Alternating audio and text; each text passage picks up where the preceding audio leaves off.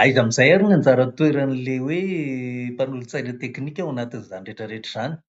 Tonga dia marihana fa ny mpanolontsaina teknika dia voalohany aloha izy tsy mpanapa-kevitra. Tsy izy manapa-kevitra farany. Minisitra na premier ministra na président de république manapa-kevitra farany.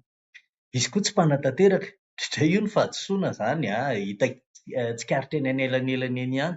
Rehefa lasa conseil technique ny olona dia ohatran'ny lasa manana eritreritro hoe tena manana pouvoir na fahefana, dia lasa salovana ny anjara traikitry ny hafa fa izy dia tsy mpanatanteraka akory fa mpanolontsaina fotsiny ihany.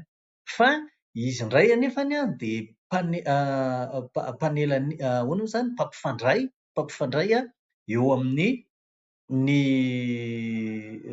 ireny mpiantsehatra samihafa ilay lazaintsika tany aloha, ny mpanapa-kevitra, indrindra indrindra fa ny olona izay nanendry azy amin'ireo ilay ratsa mangaika samihafa. Satria ao anaty cabinet izany ilay conseil technique dia misy directeur régional, indraindray ambanin'izay chef de service, secrétaire général. Izay no ao anatin'ilay toerana sy any amin'ny sehatra hafa izany dia izy no mampifandray indray ny amin'ny ONG, ny OSC ohatrohatran'izany satria izy avy any amin'ny sehatra anankiray na sehatra teknika io na sehatra sosialy izany dia izay no mahatonga azy manana an'izay anjara toerana.